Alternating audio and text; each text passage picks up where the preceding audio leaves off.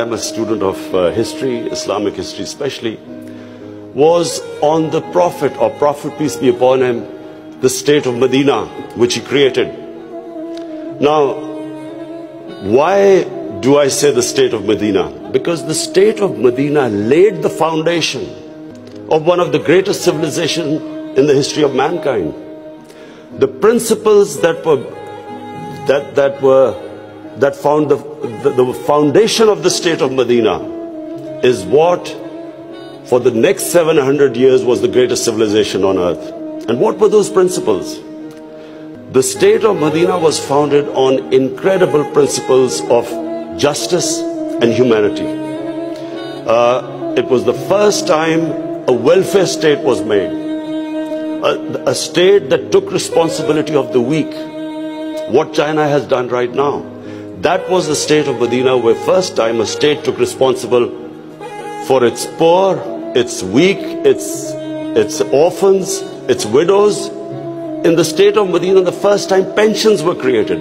Old people were also, it was a humane state. And secondly, there was justice, rule of law.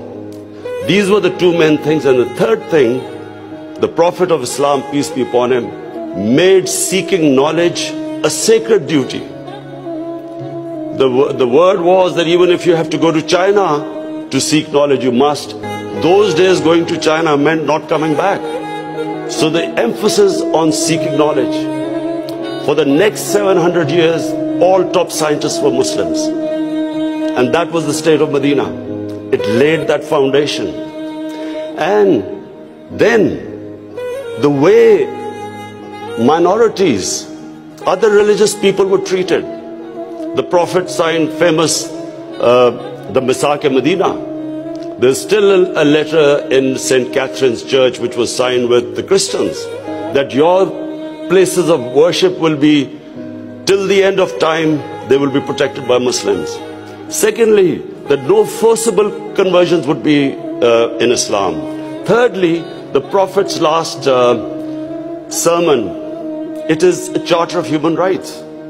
It's about how human beings are equal. So it was a humane state created, rule of law, emphasis on education, that led to the growth of Muslim civilization. So this is, in Pakistan, we want the same basis of our state. The rise of what I believe, the way our country will rise, it will go back to those principles. We must, number one, have rule of law, everyone equal before the law. State must be accountable. We must have a welfare state where the state must take responsibility of its poor people. Half our population is on the poverty line or just above, and about 25% are below the poverty line. The state must take responsibility. All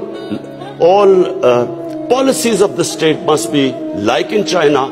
How do we lift the people from the bottom? And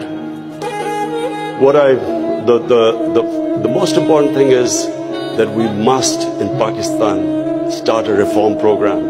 Reforms are painful, but it is essential if we have to get out of our current problems. So, first of all, I joined politics in '96.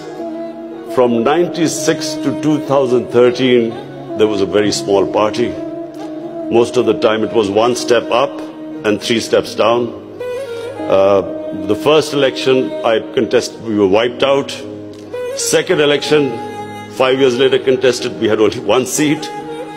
Third election we boycotted, and most of the time people made fun of me, thought we would never make it, because I'm an outsider. I wasn't from the political class. But one big lesson from sports which I learned, you only lose when you give up. So